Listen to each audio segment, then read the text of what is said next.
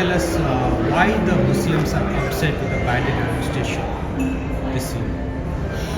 Well, for 8 years during Obama administration, they got a lot of relationship with the Obama administration.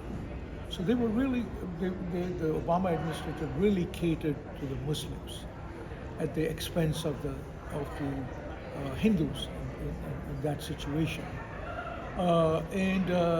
So they got a little more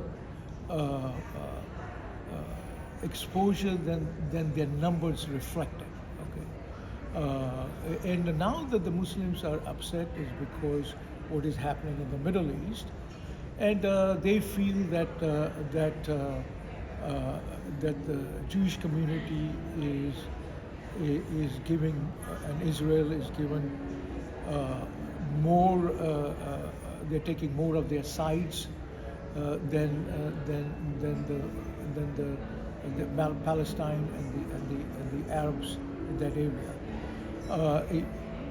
But the Muslim never realized that the Jewish community has a lot of support in the Democratic Party for years and years before they came into the picture during Obama's time.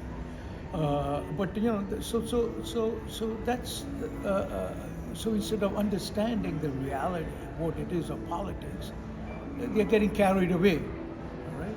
Instead of accepting half a loaf instead of 100 full loaf, this is politics. They have to realize that, and that's why they're upset more, because they think they have more clout by the numbers that they have reflected. All right?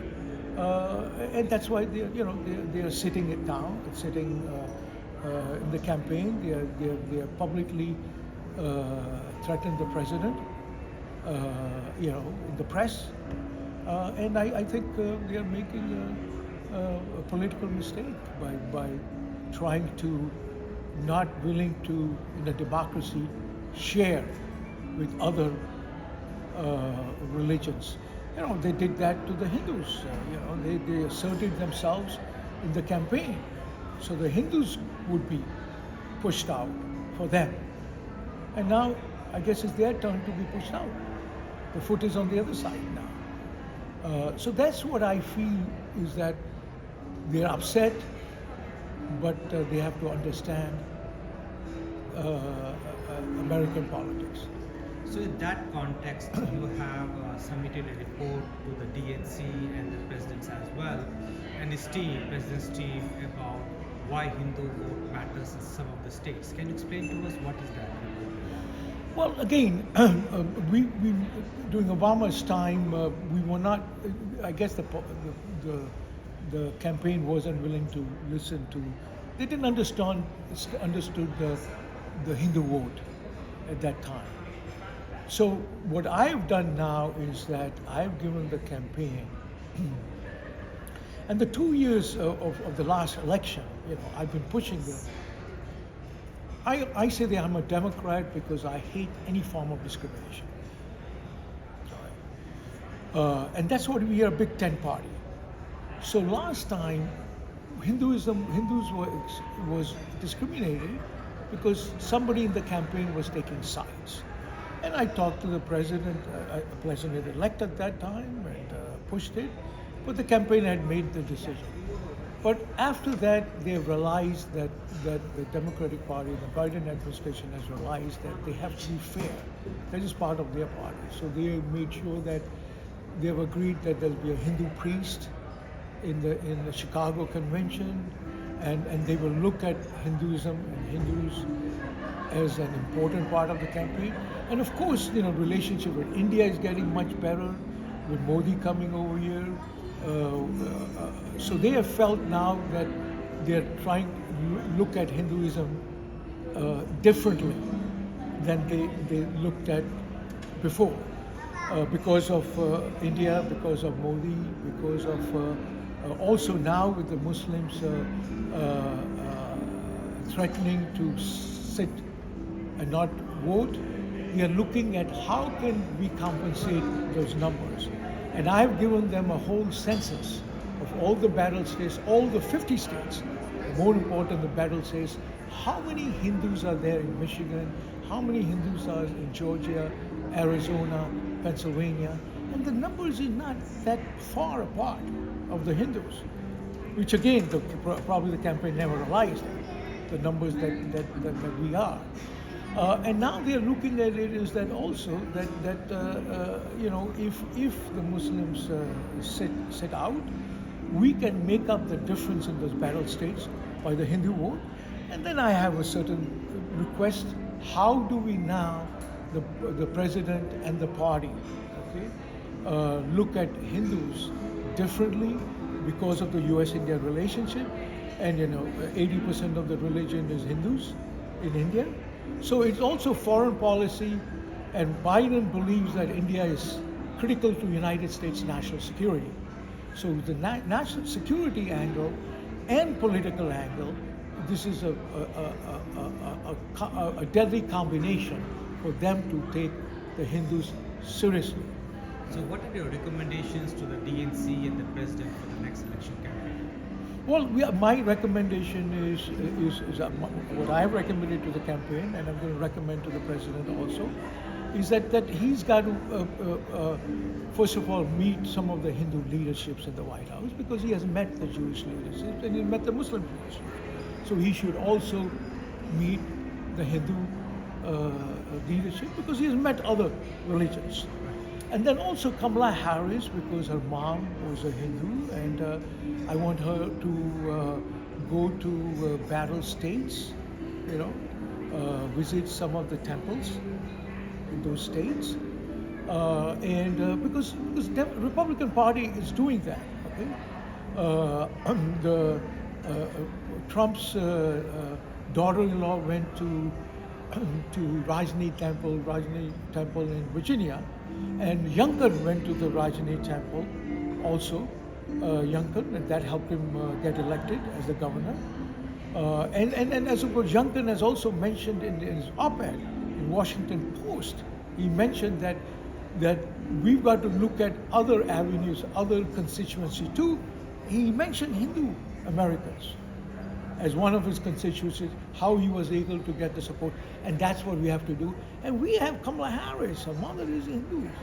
She has all the credibility that then we can go and let the Hindus know that the Democratic Party is a big tent party, okay, and work on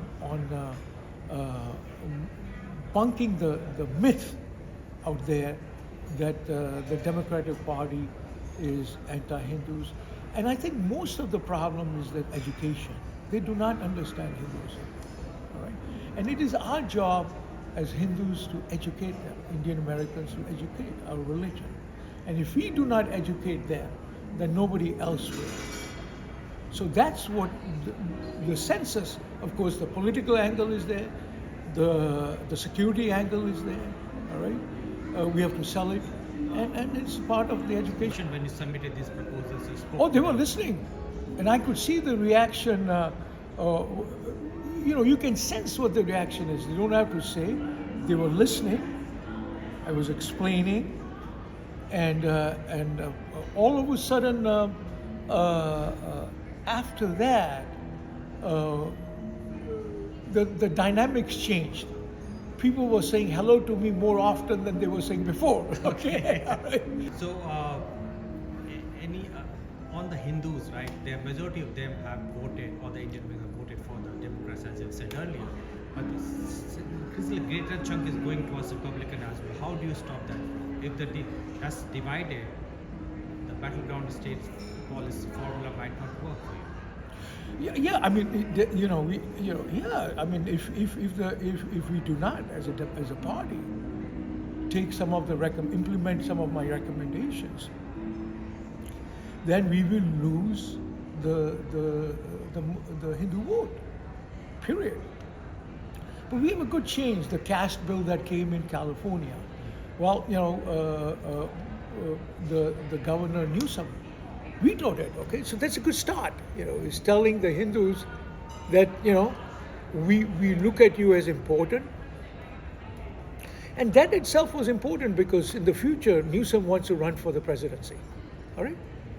So that is also a message to the Democratic Party and others that here's a candidate who has a great future as a president to get elected as president, did make this decision, practical decision, all right? So this is a message to the rest of the folks that if a serious player like Newsom looks at our Hindus as a critical part of his campaign or for his election, that we've got to start taking the Hindu community more so. And it's always education. And as I said, the 8 years of Obama was one-sided. It was the reason. Because this was never in the Democratic Party, caste system. It was never during Obama's time is when it got level. And even Obama wasn't really serious about U.S.-India relationship, because I was trying to get India, during his administration, to get India for Security Alliance classified as part of Export Control Act, which was with Israel, Japan, South Korea, New Zealand, Australia. For 6 years we've been trying that, and Obama never took it seriously. But Biden, as a vice president, gave me audience, took it very seriously. So that's what the problem. That's the past. Now we are talking about what is the future, what we have to do, and then also, fortunately, in one way, is that the Republican side doesn't. Also, we have a problem with Ramaswamy running over there, and yes, it's great that he says he's a Hindu and everything, but his ideas and the way he acts is off the chart. And I hope. But he says he's a Hindu. Yes, he says he's a Hindu, and if everybody looks at him and says, if Hindus are like that, my God, we're going to have more problems in America, because he is off the chart. He's not representing the. He's not representing the Hindu community, and he should keep his mouth shut saying that he's a Hindu, okay? Because it doesn't help the Hindus. Because they look at him and they say, oh, are all Hindus? People stereotype, okay? This is human nature. We all stereotype. And they're going to look at him and say, this crazy guy is a Hindu. All Hindus are just like that. All right? There are great organizations like Hindu American Foundation is there. For 20 years they've been doing that. Where the hell were you for 20 years? Ramaswamy? All right, all of a sudden you're a Hindu. Where were you at that time? And then there is the American Hindu Coalition is there. They've been doing it for about 3-4 years now. So there are these organizations that are doing it, okay?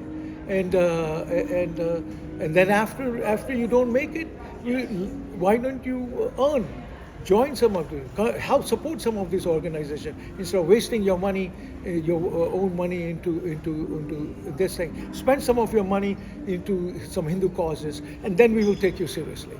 Okay.